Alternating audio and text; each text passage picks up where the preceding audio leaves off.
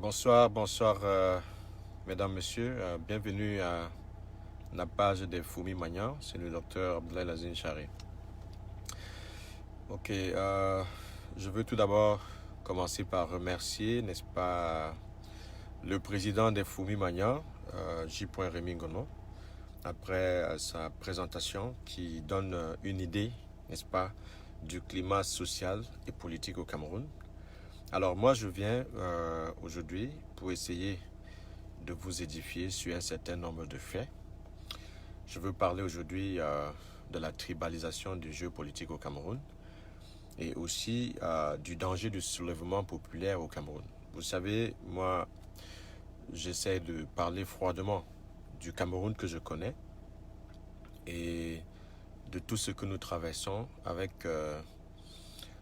une précision chirurgicale, de manière à ce que les gens qui ont l'habitude de se comporter comme si le Cameroun était un pays d'exception, qui ne peut pas tomber dans la dérive des violences que nous connaissons dans d'autres pays, comme la République démocratique du Congo, comme le Libéria, comme la Côte d'Ivoire, comme la Libye, comme l'Égypte, comme le Soudan. Je ne peux pas citer tous ces pays-là. La vérité, c'est que c'est l'injustice qui est la cause de tous les soulèvements populaires à travers le monde entier. Donc le Cameroun ne peut pas faire exception. Parce qu'il y a des gens au Cameroun tellement irresponsables qui continuent de tenir un discours d'exception, de donner l'impression que ça ne peut jamais arriver au Cameroun, de donner l'impression que le Cameroun est tellement béni par Dieu, c'est-à-dire que Dieu est descendu au Cameroun et il protège le Cameroun de toutes les dérives que nous connaissons en termes de violence. Pourtant, ces compatriotes-là, qu'ils soient favorables au gouvernement ou contre, ils sont amnésiques, ils vivent dans une autre planète. En 2011, lorsque le président Paul Biya passe en force, en 2008, pour devenir le président perpétuel et éternel du Cameroun, nous avons dit que le Cameroun sera dans une guerre civile. On nous a traités d'apôtres de l'apocalypse. C'est ce qu'on nous a dit en 2011. Vous comprenez? 9 ans après, nous sommes dans une guerre civile dans le nord-ouest du pays, dans le sud-ouest du pays. Au nord du pays, il y a la guerre contre Boko Haram. Nous sommes là. C'est-à-dire que les images que nous voyons au Libéria, en République démocratique du Congo et partout où il y a les conflits, nous voyons ça dans notre propre pays. Mais nos intellectuels veulent nous faire croire que ça n'existe pas, que le Cameroun ne traverse pas ce genre de situation, que Paul Biya c'est Dieu. Il aura toutes les solutions, alors qu'on ne le voit pas. Vous comprenez? Et c'est ça qui est excessivement dangereux. Vous comprenez? Alors, quand on est face à ce genre de situation, moi je veux juste être réaliste, être honnête avec mes compatriotes camerounais. Lorsqu'on est embourbé dans un cycle de violence qui ne fait que s'aggraver, le discours tribal vient chercher quoi là-dedans? C'est ça le problème. Parce qu'aujourd'hui, ceux qui tiennent le pouvoir, ils veulent vous faire croire que les Bamileke veulent brûler au Cameroun. C'est ce qu'ils veulent vous faire croire. En 92, quand on était dans les villes mortes, on vous a fait croire que Frundi voulait brûler le Cameroun. Pourtant, c'est Paul Biya qui commandait, n'est-ce pas, l'armée, qui pouvait signer l'état d'exception. Aujourd'hui, c'est toujours Paul Biya qui envoie le gouverneur interdit les manifestations supposées être pacifiques. C'est Paul Biya qu'on ne voit pas à travers ses gouverneurs qui interdit toutes les réunions des partis politiques, toutes les manifestations politiques. Vous comprenez? Une petite grève déclenche une panique au sommet de l'État pour qu'on envoie ces policiers qu'on recrute chaque jour fouetter les Camerounais qui se plaignent. Vous comprenez? C'est dans cette configuration que les gens veulent nous tenir un discours tribal sur la scène politique. Dites-moi, que vous soyez Ewondo, que vous soyez Bamileke, que vous soyez Bamoun, que vous soyez Bassa, que vous soyez Sawa, dans la configuration que nous avons là, si le soulèvement populaire est déclenché au Cameroun, qui va échapper? Quelle tribu va échapper? Aucune. Vous comprenez? C'est pour vous dire que sociologiquement parlant, ce n'est pas une affaire de tribu.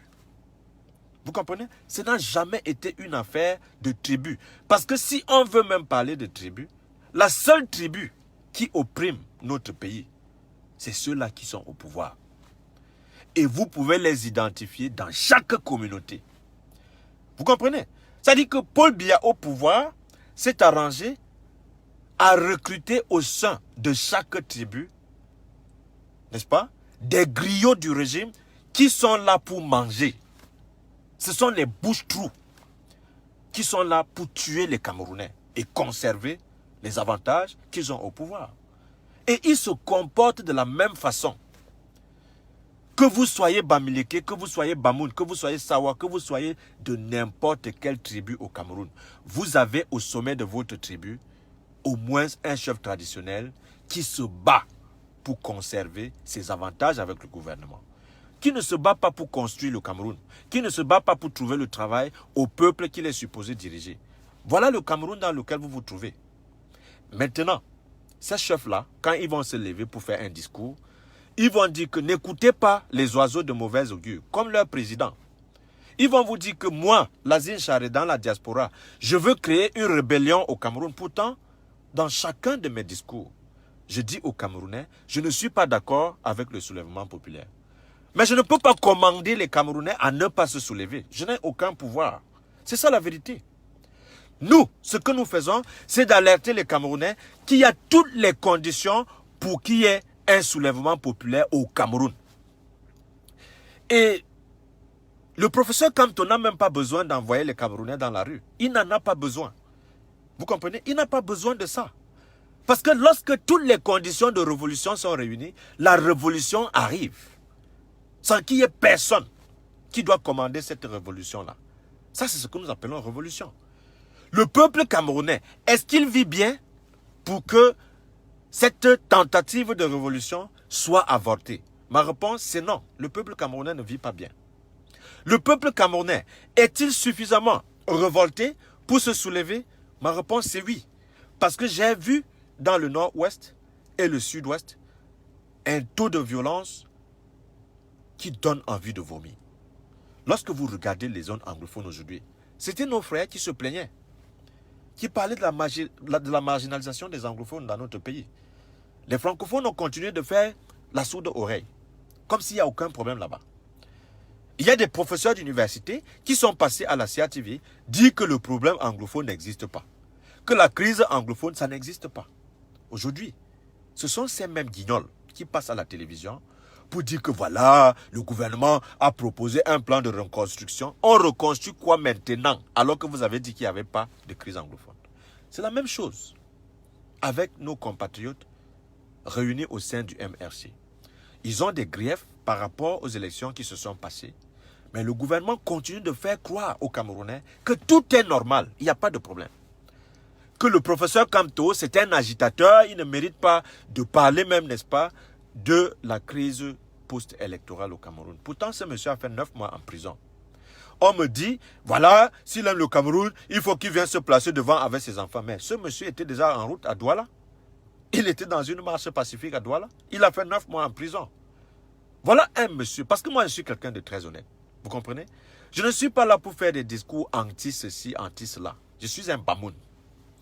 Et un bamoun, un vrai. Un bamoun qui n'a pas froid aux yeux. Un bamoun qui ne mange pas dans les plats de quelqu'un. Un bamoun qui n'a peur de personne.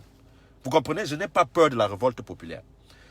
J'ai simplement pitié des Camerounais qui peuvent mourir dans une révolte populaire. Parce que dans la révolte populaire, les gens vont mourir. Que ce soit du côté de l'armée, que ce soit du côté des civils. Quand il y a une révolte populaire, il y a les pots cassés. Il y a des gens qui vont mourir. J'ai bien peur de ça. Vous comprenez? Parce que j'aime les Camerounais. C'est pour cela que je vous tiens un discours honnête. Je ne suis pas de ceux qui pensent que la seule solution, c'est le soulèvement populaire. Je suis de ceux-là qui pensent que le gouvernement peut se ressaisir, faire preuve d'humilité et réunir tous les Camerounais autour d'une table de négociation pour faire la refonte, n'est-ce pas, de la Constitution, en sorte que les réformes en profondeur soient adoptées dans une nouvelle Constitution pour sauver la paix. Je suis de ceux-là. parce que je suis le fils du docteur Adamou Damjoya, qui a parlé ainsi jusqu'à sa mort. On ne l'a pas écouté. Ce monsieur est allé à la tripartite en 91, lorsque le Cameroun était dans la rue, dans ce qu'ils appelaient les villes mortes. Ce monsieur est allé là-bas parce qu'il trouvait une chance à la paix dans ce dialogue-là. On a ignoré les conclusions de ce travail. La CIATV a confisqué, n'est-ce pas? La CIATV a confisqué les vidéos des travaux de la tripartite que Konchou Komini n'a jamais voulu communiquer en tant que ministre de la Communication. Je vais vous dire une chose. Quand Konchou Komini a confisqué cela, quelle est la situation de Konchou Komini aujourd'hui? Il est assis sur une chaise roulante, mes chers compatriotes. Il est assis sur une chaise roulante. Ce menteur. Les Camerounais se sont assis dans un dialogue pour sauver la paix. Konchou Komini a confisqué les conclusions de ce dialogue à la tripartite. Il a encore ces cassettes-là. On n'a jamais voulu passer cela à la CIATV. Vous comprenez? Entre-temps, qu'est-ce que le gouvernement de Paul Biya fait? Le gouvernement de Paul Biya continue à soudoyer les membres de l'opposition, continue à corrompre les membres de l'opposition pour détruire et phagocyter toute l'opposition au Cameroun. C'est le travail de Paul Biya. Pourquoi? Parce qu'il veut confisquer le pouvoir à vie, jusqu'à la mort. Il veut mourir au pouvoir. Vous comprenez? Maintenant, nous, en tant que peuple, à la base, pourquoi est-ce que nous devons nous taper dessus dans des considérations tribalistes? J'ai honte d'être Camerounais. Si on doit simplement évaluer ce que je vous dis, simplement sur la base tribale. Pourquoi? Parce que moi qui vous parle, j'ai été obligé de quitter mon village dans le Noun, dans le département du Noun au Cameroun, pour aller vivre dans un pays raciste aux États-Unis, à New York. Quand je vous dis que je suis à New York, ce n'est pas par fierté. Aucun Camerounais qui a la conscience nationale, qui est nationaliste, qui est patriote, ne peut pas être fier de vivre en Occident. Oui, New York, c'est une grande ville. Les États-Unis, c'est un très grand pays. Parce que lorsqu'on parle de 63 trillions de dollars comme l'argent que les États-Unis investissent pour leurs économies, vous comprenez? Chaque Camerounais qui est battant peut s'en sortir dans ce pays-là. Vous comprenez? On n'a pas ces moyens-là au Cameroun. Mais, lorsqu'on est parti, on laisse derrière une famille. On laisse derrière des frères. On laisse derrière des amis. On laisse derrière un peuple. On laisse derrière un pays. Et on a une conscience quand on est Camerounais. Si on aime vraiment son pays, on n'a aucune fierté de vivre hors de son pays. Mais quand on regarde ce qui se passe dans notre pays, quand des gens peuvent prendre sur eux d'assassiner nos compatriotes parce qu'ils ont le pouvoir, nous disons non. Ça, c'est de la forfaiture. Nous avons une armée qui n'est plus républicaine, qui est devenue simplement une milice. Ça, je dois vous le dire. Ça ne veut pas dire que je suis l'ennemi de notre armée, non. Ce que le contexte dit que l'armée défend un régime dictatorial. Et dans cette configuration-là, l'armée est obligée de faire ce qu'elle a à faire. Parce que l'armée est payée par ses responsables de la dictature qui opprime le Camerounais. Maintenant, je dis à notre armée, est-ce que vous êtes fiers dans votre rôle lorsque vous tirez sur la population qui manifeste sa colère? Parce que ce peuple, c'est votre peuple frère. Ce peuple dans la misère. Lorsque vous rentrez des casernes, vous vivez avec ce peuple au quartier. Ce peuple qui pleure, vos enfants qui vont à l'école, vivent à l'intérieur de ce peuple. Vos femmes ne sont pas dans l'armée. Si vous avez cette chance d'avoir des armes que vous pouvez utiliser contre les civils, vos femmes sont des civils, vos parents sont des civils. Et vous vivez au sein de la population et vous avez les mêmes difficultés que nous. Lorsque vous mourrez dans ces champs de guerre, parce que vous êtes en train de combattre les compatriotes comme vous, vous n'êtes pas dans votre rôle d'armée républicaine. Vous êtes dans une guerre civile où personne ne vous y a invité. Si vous avez joué le rôle de l'armée républicaine, il n'y a aucun contexte qui justifie la guerre qui est dans le nord-ouest et le sud-ouest. Je vous le dis sincèrement, en tant que compatriote camerounais. Je vous le dis en vous regardant dans les yeux. Oui, vous êtes prêts à m'abattre partout où on peut vous envoyer pour m'abattre. Mais la vérité, c'est que vous n'allez pas abattre la conscience du peuple camerounais. Le peuple camerounais a besoin d'un pays normal, où nous ne sommes pas en guerre civile, entre nous-mêmes, où le francophone ne regarde pas l'anglophone en chien de faïence, où nous ne voyons pas notre armée en train de brûler des villages dans des zones anglophones. Ce n'est pas acceptable. Vous comprenez? Quand je regarde notre pays, j'ai honte d'être Camerounais. Il faut parfois dire des choses telles qu'elles se présentent. Dire qu'on a honte d'être Camerounais ne veut pas dire qu'il n'y a plus de fierté au Cameroun. C'est dire que ce que notre armée fait, ce que notre gouvernement fait contre nous, ça ne peut nous donner aucune fierté. C'est ça la vérité. Vous comprenez? C'est ça la vérité. Parce que nous avons encore une conscience. Nous avons étudié au Cameroun, de la CIL en doctorat. Nous avions obtenu ces diplômes-là de la manière la plus régulière. Nous avons même eu des bourses d'excellence de la plus grande puissance au monde. C'est pour cela que nous sommes des enseignants aux États-Unis.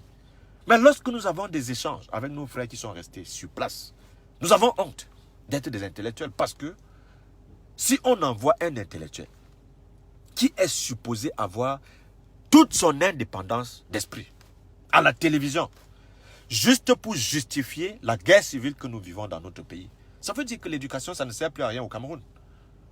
Lorsque nous avons des intellectuels qui doivent expliquer tout sous l'angle tribal, nous devons avoir honte d'être Camerounais. Vous comprenez? Le pluralisme politique, c'est la démocratie des choix. Ça veut dire que chaque Camerounais est libre de militer pour une formation politique de son choix. Ça veut dire que si je crée un parti politique aujourd'hui au Cameroun, si je voulais créer un parti politique au Cameroun, les premières personnes à embrasser ma formation politique seraient d'abord au sein de ma famille, en commençant par mon épouse. Et après, les gens dans mon village qui m'ont connu quand j'étais jeune. Et après, les gens dans mon arrondissement. Et après, mon département. Et après, ma région, avant d'arriver à Yaoundé. Mais aujourd'hui, quand on regarde cette dynamique chez un compatriote camerounais, les cyniques qui sont au pouvoir vont dire que l'Aziz Jaré a créé le parti des Bamoun. Alors que l'intention d'une formation politique, c'est d'être une formation nationale. Il n'y a au niveau de aucune région dans notre pays une instance qui régularise les formations politiques. C'est-à-dire que, étant Bamoun là, ce n'est pas à Fumban que je peux légaliser une formation politique. C'est à Yaoundé, au ministère de l'administration territoriale, qu'on légalise les formations politiques. Le Cameroun a eu en 91 plus de 300 partis politiques. Je dis plus de 300. 30 ans après, à la veille des élections régionales qui sont boycottées là, il y a maximum 4 partis politiques, 4 formations politiques qui peuvent se représenter parce qu'ils ont des mairies, parce qu'ils ont des députés, ainsi de suite, ainsi de suite. Vous comprenez? Mais, au lieu que les gens regardent cette réalité politique, ils vont nous parler plutôt du tribalisme. Ils vont dire que les Bassa ont choisi Cabral Libi parce qu'il est Bassa. Ils vont dire que les Bamoun ont choisi l'UDC parce qu'ils sont des Bamoun. Ils vont dire que les gens qui ont voté pour Bello Bouba Margari l'ont fait essentiellement parce qu'ils sont les Peuls comme Bello Bouba Margari. Mais, qu'est-ce qu'ils vont dire du RDPC, qui est le conglomérat de tous les malfrats du pays qui se retrouvent pour voler et manger? Ils ne vont absolument rien dire de ça. Ils vont plutôt venir donner l'impression que le RDPC, c'est un parti national. Oui, c'est un parti national républicain propre qui veut sortir le Cameroun du sous-développement, qui lutte contre la France parce qu'il y a le néocolonialisme et Paul Biya est le panafricain, le sauveur. C'est le discours que nos journalistes vont nous dire. Pourtant, c'est faux ce qu'ils racontent. Ce qu'ils vont manquer de nous dire, c'est que Paul Biya est au pouvoir depuis 82. Et depuis 82, la qualité de vie a baissé au Cameroun. Nous n'avons plus de compagnie aérienne. Alors qu'en 1972, Ahidjo a organisé une Coupe d'Afrique et il a créé la CAMER, c'est-à-dire une compagnie aérienne pour sortir de Air Afrique en 72. Vous comprenez? En 72.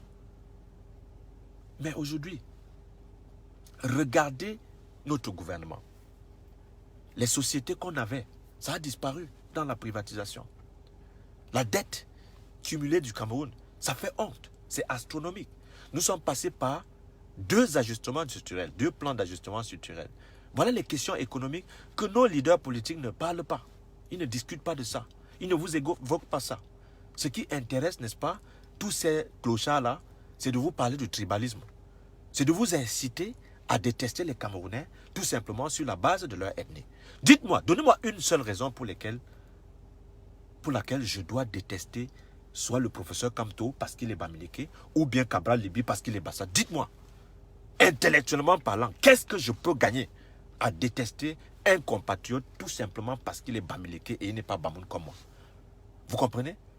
Il y a combien de tribus au Cameroun?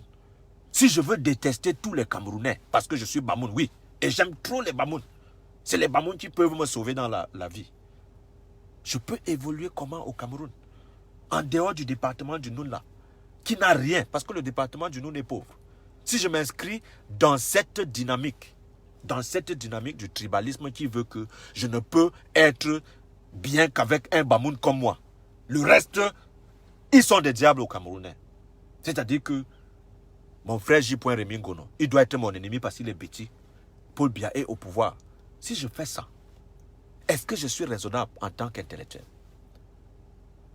J. Rémy Ngono a failli mourir en prison entre les mains de son frère, qui est président de la République, Paul Biya. Paul Biya est au Wondo, il est petit, comme J. Rémy Ngono. Mais J. Rémy Ngono a fui le Cameroun pour vivre en exil en France, comme moi.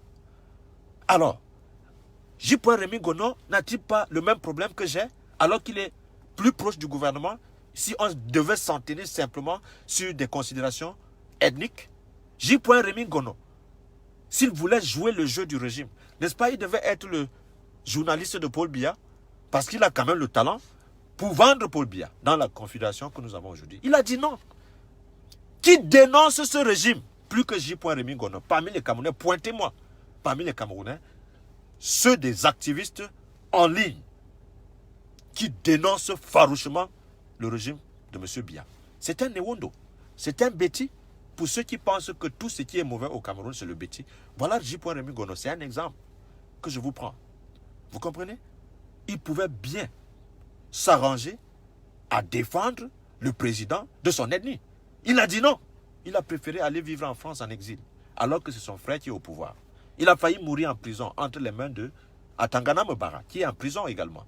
Vous comprenez? C'est pour vous dire que quand les gens parlent de tribalisme, j'ai envie de pleurer. Pourquoi?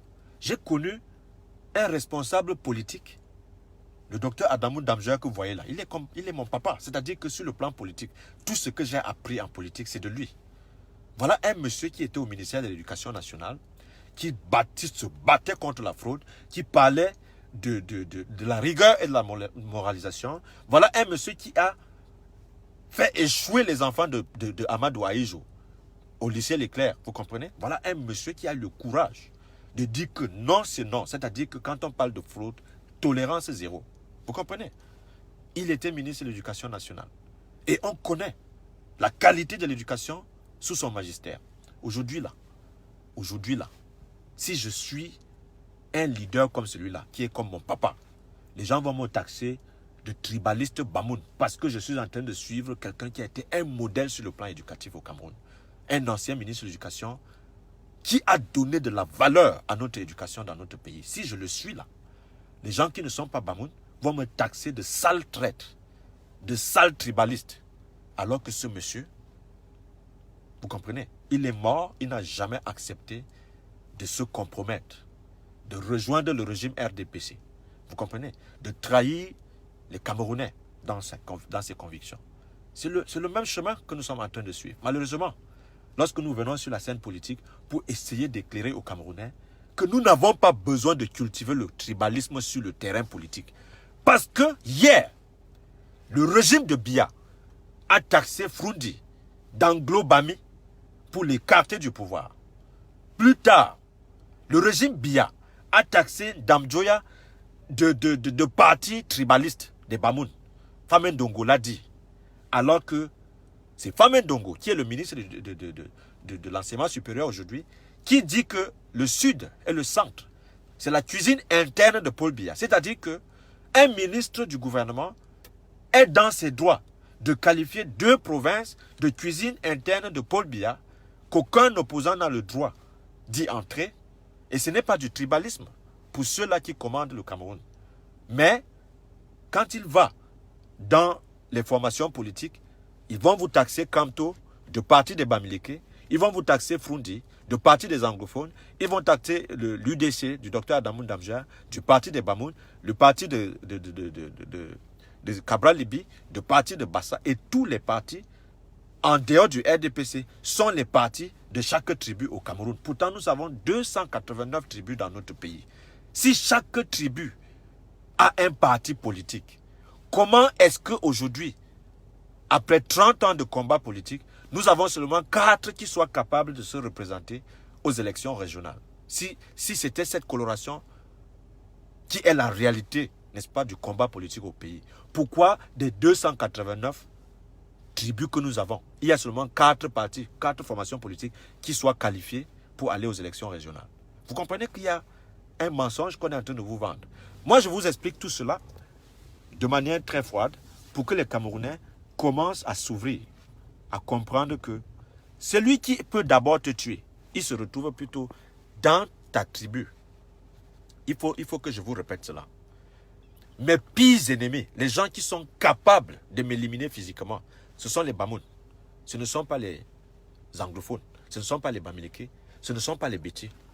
Si le pouvoir en place veut m'atteindre, ils vont chercher un Bamoun quelque part qui me connaît pour lui confier la mission de m'assassiner, soit de m'empoisonner, soit de me tendre un piège pour que je tombe dans ce guet-apens-là. Un Bamoun, parce que le régime est essentiellement tribal. Quand on veut vous frapper, on ne cherche pas très loin. On cherche dans votre entourage pour trouver quelqu'un qui peut vous trahir, quelqu'un qui peut vous faire du mal. Et on peut facilement vous avoir. Ce n'est pas par accident que dans notre gouvernement, quand on enlève un Bamoun, on met un Bamoun à sa place. Aujourd'hui, les Bamoun n'ont qu'un seul poste de ministre délégué. L'ancien s'appelait Mofire Oumarou. Maintenant, l'actuel s'appelle Joya Zakariaou. C'est le même poste, poste pour poste. Et c'est ça le tribalisme. Parce qu'il n'y a pas d'équilibre régional dans ce genre de raisonnement. Pourquoi est-ce que lorsque le régime doit remplacer un ministre, il faut forcément trouver quelqu'un de son village pour le remplacer? C'est parce que le gouvernement utilise des arguments tribalistes pour gouverner le Cameroun, pour diviser, pour mieux régner. Et dans cette configuration-là, vous me dites que nous devons perdre notre temps dans le discours tribaliste? Alors, face au soulèvement populaire, pointez-moi une seule ethnie au Cameroun qui ne souffre pas de ce régime. Vous comprenez? Tout le monde souffre de ce régime.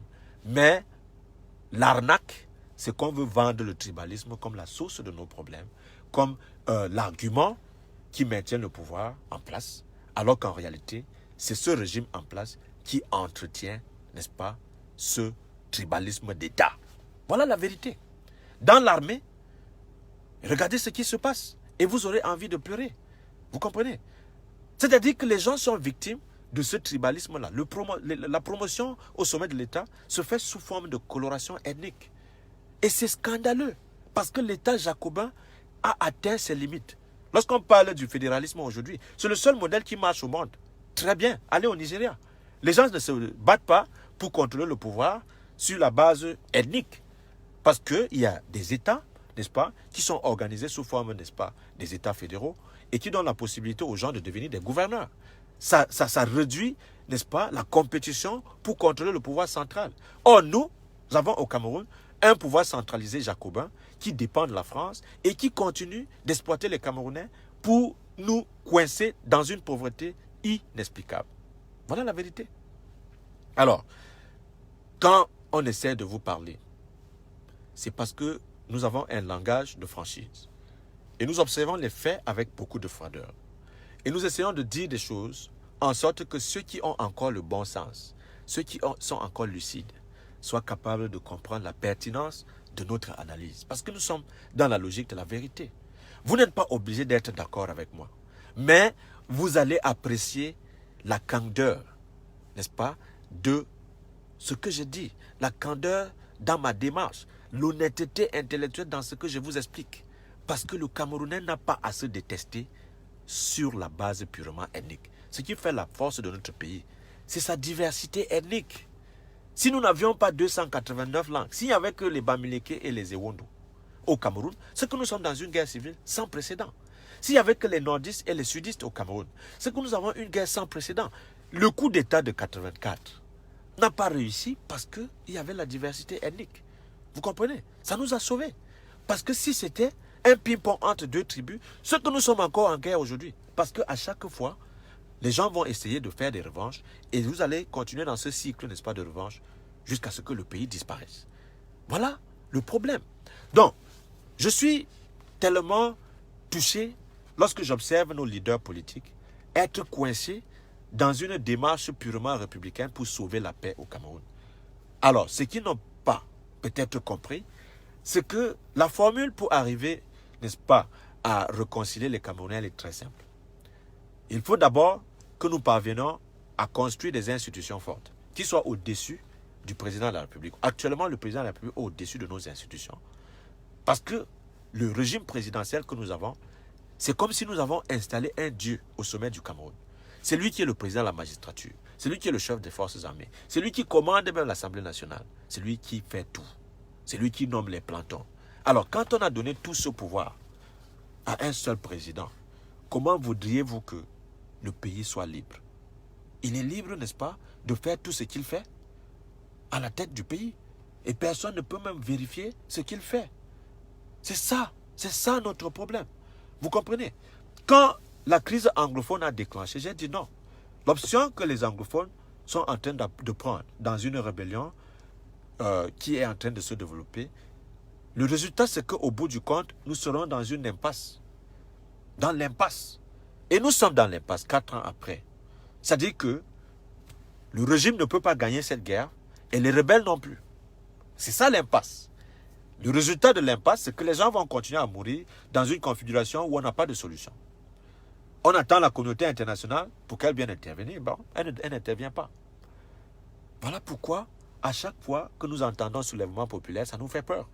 Parce que nous connaissons l'histoire violente du Cameroun. En tant qu'intellectuel, je ne suis pas un soldat. Je ne suis pas formé pour prendre les armes et descendre dans la rue. Donc mon réflexe, c'est d'avoir peur du soulèvement populaire. Parce que je connais les conséquences du soulèvement populaire avec des régimes violents comme ceux que nous avons au Cameroun. Vous comprenez? Allez même en Europe, en Biélorussie, là, que vous voyez là. Il y a un dictateur là-bas qui est en train de massacrer les Blancs. Je dis les Blancs dans le soulèvement populaire. Je dis c'est en Europe, ce n'est pas les Noirs. C'est une dictature comme Paul Biya.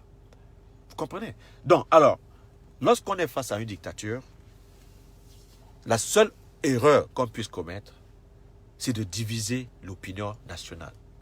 Nous avons intérêt de mettre ensemble toute une dynamique d'une société civile qui soit capable de comprendre le problème de notre pays et qui soit capable de se regrouper pour poser ce problème au sein de la société civile, pour mettre la pression sur le gouvernement, en sorte que le gouvernement retourne en arrière pour faire preuve d'humilité et prendre des résolutions qui sortent le pays du désordre dans lequel nous nous sommes installés. C'est ça. Alors aujourd'hui, on a tout fait pour s'aborder la société civile. Aujourd'hui, on a fait tout ce qu'on a pu pour faire disparaître les syndicats. Ceux qui sont aujourd'hui les présidents de syndicats, ce sont des gens qui sont là juste pour prendre leur argent et c'est foutu, c'est fini. Si vous organisez une grève des étudiants, après vous allez voir que les gens vont disparaître et on va vous arrêter et vous balancer en prison. Si vous déclenchez une grève des motos tassimènes, on va payer les gens de remettre des motos un peu partout et la cause que vous défendez va simplement disparaître. C'est aussi simple que ça. Vous comprenez? Pendant les périodes de ville morte au Cameroun, on a acheté des taxis qu'on a remis aux gens pour saboter, n'est-ce pas, les villes mortes. C'est ça. Donc, alors, quand on observe tout ça, vous comprenez? On est obligé de dire aux Camerounais que nous devons être humbles d'abord. Il faut que les Camerounais apprennent à être humbles. Moi qui vous parle, je vis aux États-Unis. Je n'ai pas toutes les solutions à ce problème. Par exemple, à celui qui me dit, c'est quoi dans la solution? Non, non, non.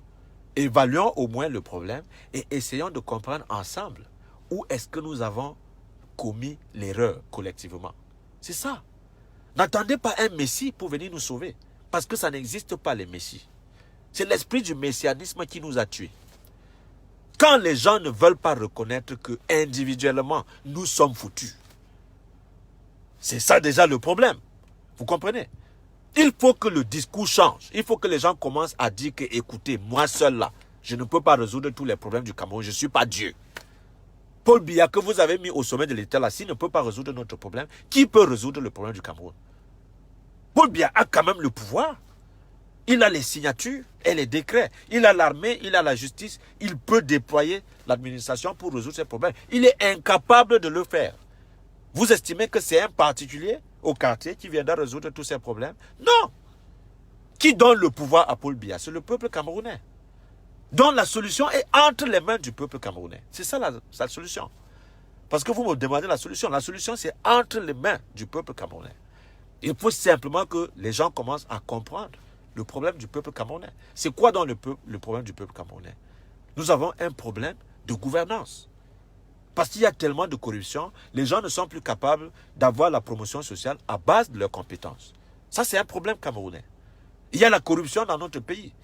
Nous retrouvons au sommet de l'État des gens qui n'ont pas de qualification pour arriver à se maintenir à des postes de responsabilité. Quand on est incompétent et qu'on a beaucoup de pouvoir, on devient corrompu. Et ça ne peut pas aider le gouvernement. C'est ça la vérité. On ne veut plus recruter les gens sur la base de leur mérite, sur la base de leurs compétences. Vous voyez, vous allez voir au Cameroun des gens qu'on a nommés à base simplement de leur loyauté au RDPC. Ce ne sont pas des promotions sociales qui puissent faire justice dans notre pays. Vous connaissez dans le gouvernement des gens qui n'ont pas mon niveau, qui ne peuvent pas parler avec moi, mais qui vont prétendre, n'est-ce pas, d'avoir tous les pouvoirs pour résoudre des problèmes à des niveaux de compétences où ils n'ont aucune expertise. Comment est-ce que vous pouvez trouver des solutions en astronomie si vous n'avez pas fait cette formation-là? C'est ça. Il y a ces nominations fantaisistes au Cameroun où vous retrouvez les Ngono, les Atangana et les autres dans des postes de responsabilité où ils n'ont aucune formation. Ça, c'est la vérité. Je ne dis pas cela pour stigmatiser les bêtis. Vous comprenez? Les bêtis souffrent aussi de ce gouvernement. Il faut qu'on soit capable de le reconnaître. Allez dans le sud du pays. Vous allez pleurer. Ceux-là qui tentent à croire que suffisamment, une fois que vous avez un président qui soit de votre ethnie, c'est une solution de développement pour votre localité. Mais allez dans le sud, faites un voyage dans le sud du pays. Vous aurez envie de pleurer. Paul Biya fait 38 ans au pouvoir. Mais allez à Samélima, vous aurez honte. Amadou Aïchou a fait 25 ans au pouvoir. Allez dans le nord du pays, le choléra. Ils ont le choléra là-bas. Vous comprenez? Il y a des endroits où les écoles n'existent que de nom. C'est un arbre qui représente l'école là-bas. Pourtant, ils ont eu un président qui a passé 25 ans. Donc, la solution au Cameroun, ce n'est pas le gouvernement. La solution au Cameroun, c'est l'entreprise privée. Pourtant, on a créé toutes les conditions pour empêcher à ce qui émerge, à ce qu'on ait au Cameroun, des grands entrepreneurs qui émergent. À la différence du Nigeria, le Nigeria compte sur ses entrepreneurs. Quand on parle de Dangote, le Cameroun n'a pas un milliardaire comme Dangote. Vous comprenez? C'est ça la vérité. Alors, chez nous, on passe le temps à parler mal de la diaspora, à parler mal des intellectuels qui sont dans la diaspora, à diaboliser tout le monde qui n'appartient pas à notre ethnie. Dans cette configuration, est-ce que vous allez développer le Cameroun? C'est impossible. C'est tout à fait impossible. Vous comprenez? Donc, alors, nous voulons inviter dans nos compatriotes à se ressaisir et de comprendre que nous sommes dans ce problème ensemble. Et nous ne pouvons trouver des solutions à ce problème du Cameroun qu'ensemble. Commençons à apprendre à utiliser le mot ensemble. Parce que dans le mot ensemble, c'est vous, c'est moi, c'est les autres.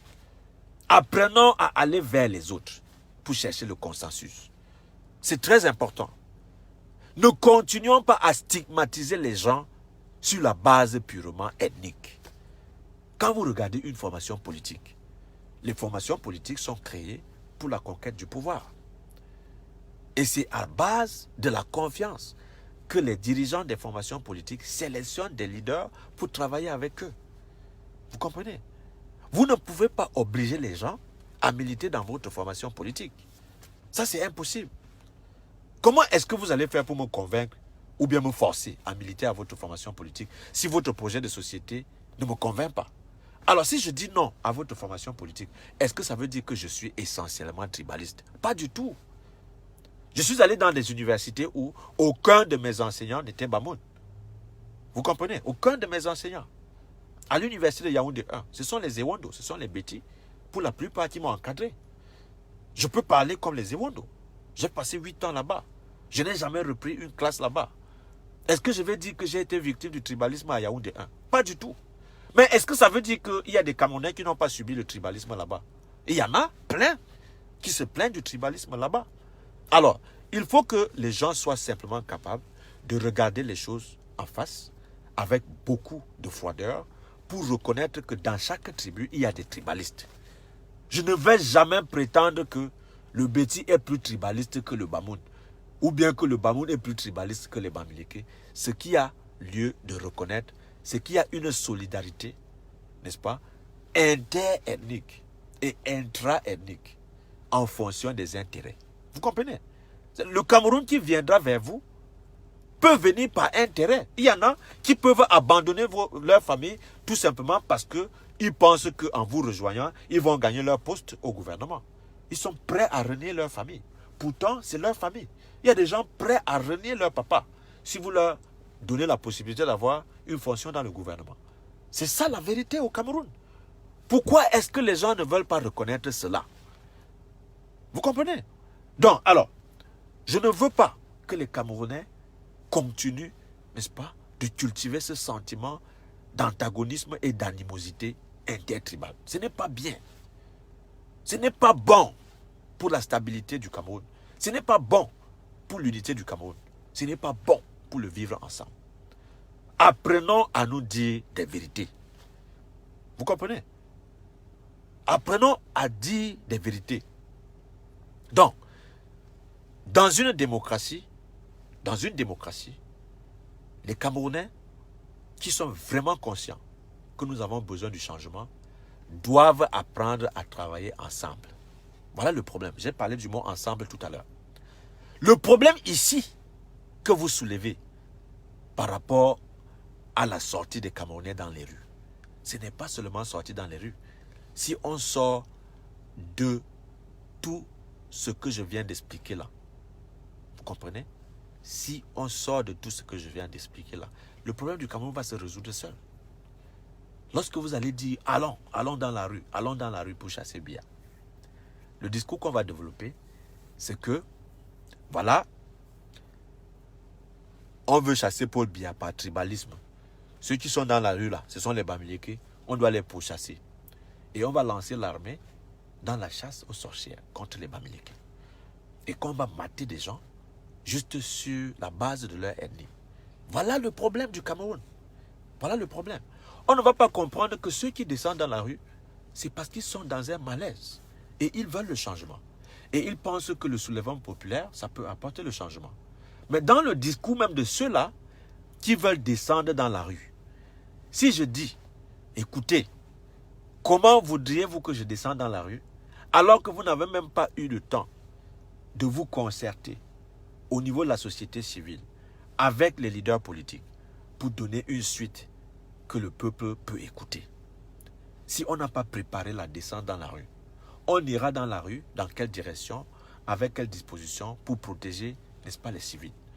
Si je pose cette question-là, au lieu que mes frères qui organisent, n'est-ce pas, ces marches pacifiques dans la rue, comprennent que ma méthode, c'est la méfiance pour essayer de minimiser les pertes en vies humaines, ils vont dire que voilà, le Bamoun là, le traître là, le sale traître là, il est contre Kamto parce qu'il n'est pas Bamileke. Vous comprenez?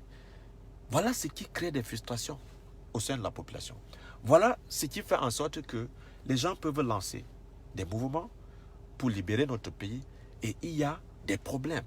Les Camerounais ne se font pas confiance dans les tribus. Vous comprenez? C'est ça le problème. Les Camerounais se méfient. Les Camerounais observent la scène politique et ils ne sont pas dupes. Ils ne sont pas bêtes. Vous comprenez? Parce que lorsque nous avons été balancés sur le territoire tribal, il y a des fortes chances que les gens n'adhèrent pas, n'est-ce pas, à l'unanimité, à certains mouvements qui peuvent, n'est-ce pas, dégénérer dans la violence. C'est ça la vérité. C'est des risques qu'on prend. Et on a des responsabilités.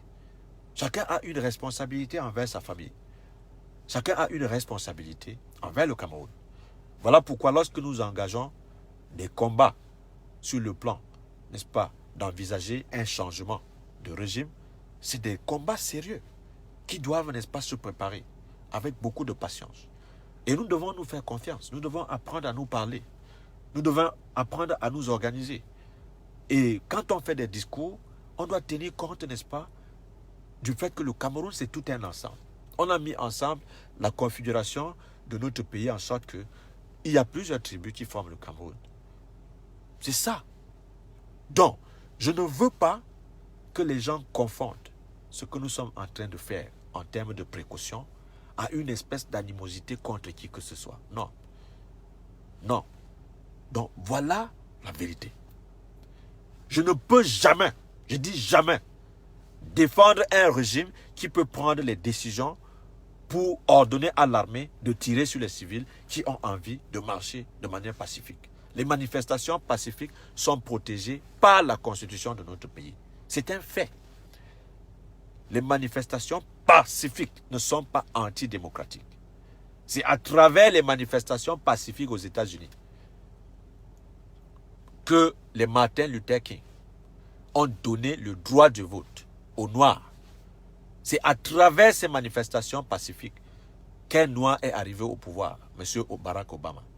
Je ne peux pas donc, en toute conscience, applaudir les manifestations pacifiques aux États-Unis et décourager les mêmes manifestations pacifiques au Cameroun. Sauf que les contextes sont différents. Le contexte aux États-Unis était tel que lorsqu'on lançait les manifestations pacifiques, il n'y avait pas des accusations du genre telle tribu a fait ceci, telle tribu a fait cela, parce que chaque pays a ses particularités. Le Cameroun a cette particularité d'avoir une diversité ethnique conséquente. On a plus de 289 ethnies au Cameroun. C'est ça la vérité. Donc, lorsque vous décidez de descendre dans la rue, vous comprenez, il faut tenir compte, n'est-ce pas, de la réalité ethnique au Cameroun. Parce qu'on a tribalisé le débat politique au Cameroun. C'est très important. Parce que je le dis en toute sincérité, parce que j'observe la scène politique au Cameroun. Donc, à chaque fois qu'un leader va se présenter et va devenir une menace pour le régime, on va essayer de l'embrigader dans son ethnie. Le discours ethnique revient à chaque fois que quelqu'un a émergé pour atteindre le sommet où il peut devenir une menace pour le gouvernement en place. On va le balancer, n'est-ce pas, de leader des Bassa, leader des Bamileke, leader des Bamoun, leader des Sawa, ainsi de suite, ainsi de suite. C'est ça la réalité tribale au Cameroun sur le terrain politique. Nous estimons que le temps va évoluer et les gens vont sortir, n'est-ce pas, de cette façon de voir la politique. Nous essayons que l'éducation aussi va contribuer à éveiller la conscience des Camerounais, à cultiver ce que j'appelle la citoyenneté responsable dans le cadre républicain. Voilà autant de choses qui méritent, n'est-ce pas, d'être expliquées aux Camerounais. Et ceux qui sont allés à l'école, ceux qui ont une très bonne formation, qui ont vécu des expériences ailleurs, qui ont, n'est-ce pas, des bonnes pratiques qui peuvent les inspirer, n'est-ce pas, des autres pays, ont simplement intérêt à venir publiquement, comme nous le faisons chaque fois, pour édifier les Camerounais. Il y a des Camerounais qui ne comprennent pas cela. Il y a des Camerounais qui ne sont même pas prêts à m'écouter, tout simplement parce que je suis Bamoun. Pour eux, c'est un sale Bamoun qui parle, c'est un traître, un serpent à deux têtes. Il est là, il est tribaliste, il nous déteste, ainsi de suite. Bon, voilà. Donc c'est ça la réalité. Donc, je ne veux pas que les gens nous enfoncent dans des débats qui n'ont pas de sens. Vous comprenez? Les Bamouns ne sont pas les Bamileke. Il faut continuer à lire l'histoire. Hein? Les Bamouns sont très proches, ce sont des voisins, mais les Bamouns ne sont pas Bamileke. Quand on dit Pamam et quand on dit Bamileke, c'est deux choses différentes. Moi, je suis un anthropologue, je sais de quoi je parle. Ce n'est pas une stigmatisation du peuple Bamileke, c'est tout simplement une réalité. Ce que les gens appellent aujourd'hui les Bamileke, c'est un terme qui a été inventé par les Français dans le cadre de la colonisation pour regrouper les peuples des Grassfields et les diviser. N'est-ce pas? En créant dans la région, n'est-ce pas, de l'Ouest, deux régions, la région Bamoun et la région Bamileke. C'est ça la vérité. Si c'était les mêmes personnes, pourquoi est-ce qu'on n'a pas mis les Bamileke et les Bamoun ensemble dans la même région? Pourquoi on a créé une région spécifique pour les Bamoun et une autre région pour les Bamileke? C'est pour dire que ces deux peuples voisins qui se côtoient, qui ont une histoire commune et qui sont appelés à vivre ensemble. C'est ça la vérité. Dire que je ne suis pas Bamileke ne veut pas dire que je suis ennemi des Bamileke, non. Parce que quand on vous dit la vérité, les gens se braquent et commencent à dire des choses qui n'ont pratiquement aucun sens. quand vous regardez en Europe, là, l'Empire romain a existé. L'Empire romain existe. Est-ce que vous pouvez me dire aujourd'hui que le français, c'est un italien? Ou bien que l'italien, c'est un portugais? Ou bien que le portugais, n'est-ce pas? Hein? Le portugais est un français. Non. Vous avez le portugais, vous avez le français, n'est-ce pas? Vous avez l'italien, qui étaient tous les vestiges, n'est-ce pas, de l'Empire romain. Si un français dit qu'il n'est pas italien, est-ce que ça veut dire qu'il est l'ennemi, qu'il est forcément ennemi de l'italien? Pourquoi est-ce que vous ne voulez pas comprendre qu'en Afrique, il y a de telles réalités? Vous comprenez? Au Cameroun, je suis Bamoun parce que nous avons une histoire qui date des centenaires. Nous avons un royaume, une dynastie qui a existé, avec, n'est-ce pas, des pratiques culturelles qui sont différentes, avec une identité culturelle claire, qu'on ne peut pas s'aborder.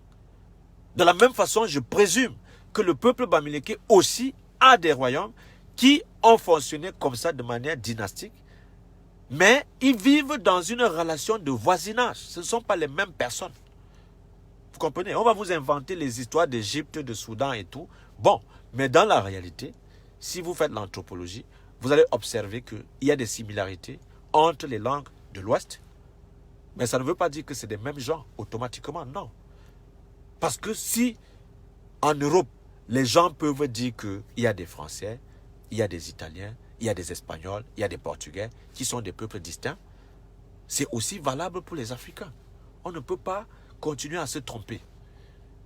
Dire que je ne suis pas l'autre ne veut pas dire que je suis l'ennemi de l'autre. Acceptons la diversité au Cameroun et apprenons à aller vers les autres pour apprendre, n'est-ce pas, de leur culture et cultiver la tolérance. C'est ça. Je ne veux pas simplement me renier parce que je veux être l'autre. Non, je suis Bamoun. Personne ne peut retirer ça en moi. Je n'ai pas choisi de naître Bamoun. Je parle la langue Bamoun qui est différente des autres langues au Cameroun. Je connais la culture Bamoun, je connais la tradition Bamoun qui est différente, n'est-ce pas, des autres traditions. Je ne peux pas me réclamer d'une communauté où je n'ai aucune compréhension de ce qu'ils font. Que ce soit en termes de pratiques linguistiques, que ce soit en termes, n'est-ce pas, des us et coutumes de ces communautés-là. C'est ça la vérité que les gens doivent apprendre à respecter. Donc, pour revenir donc au débat que nous avons évoqué tout à l'heure, la tribalisation du débat politique et les dangers du soulèvement populaire, nous expliquons tout ceci pour inviter les Camerounais à faire preuve de lucidité, de maturité sur le terrain politique. Sur le plan purement stratégique, vous avez besoin de l'autre pour développer, n'est-ce pas, notre pays. Moi, je vis aujourd'hui aux États-Unis, dans un pays raciste. Imaginez un peu les frustrations que ça fait dans un contexte raciste. Je ne peux pas condamner le racisme aux États-Unis et venir applaudir le tribalisme au Cameroun. C'est tout à fait une incohérence qui ne se pardonne pas. C'est inexcusable. C'est l'incongruité. Vous comprenez? Donc voilà pourquoi lorsque moi je prends la parole, j'essaie de dire aux autres, faites attention. Au sein de ma communauté, parmi les Bamouns, je dis cela. Je dis que ce n'est pas parce que tu es Bamoun que tu dois croire que dans ton village, la seule personne qui peut développer ton village, c'est toi. Parce que tu as le droit du sol et tu es allogène. Et la chose qu'on doit retirer dans la constitution du Cameroun, c'est les termes allogène et autochtone. On doit retirer ça de la constitution. Et cultiver la citoyenneté républicaine. Vous comprenez? C'est-à-dire que si vous êtes Ewondo, vous quittez votre village de Ngoulémakon, vous vous installez à Fumban. Vous avez votre maison parce que vous avez acheté un terrain. Vous avez votre compagnie que vous avez créée. Vous allez employer les Bamouns. Et vous allez contribuer indirectement à l'économie de la ville de Fumban. C'est aussi simple que ça. Dites-moi, quel intérêt, moi, Lazine Charé, le Bamoun qui est né à Fumban, qui n'a pas les moyens de faire cette société-là et employer mes frères Bamoun.